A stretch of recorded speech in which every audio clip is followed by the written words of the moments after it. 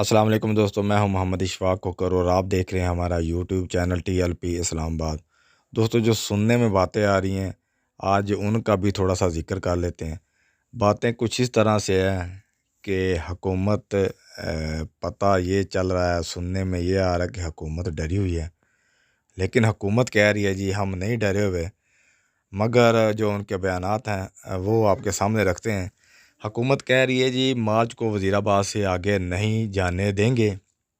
مارچ پر وزیر آباد میں انہوں نے 7 ترین اقدامات کیے ہوئے ہیں، لیکن راستے انہوں نے جہلم میں بھی بند کیے ہوئے ہیں۔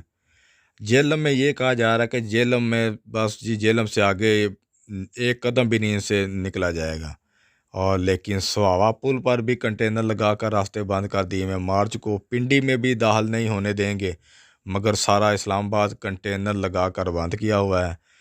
مختصر بات یہ ہے کہ ان کو پتہ چل گیا ہے کہ ان کو روکنا ممکن نہیں، کہ وہ یہ کس کا راستہ روک رہے ہیں، اسلام کا راستہ روک رہے ہیں، اور اسلام اپنی پاور رکھتا ہے۔ ویڈیو بھی آپ نے دیکھی ہوگی، واٹس ایپ گروپوں میں بہت زیادہ شیئر کی جا رہی ہیں۔ اس وقت ریاست مدینہ کے جو مستری ہیں وہ اس وقت لگے ہوئے ہیں جہلم پل کے اوپر۔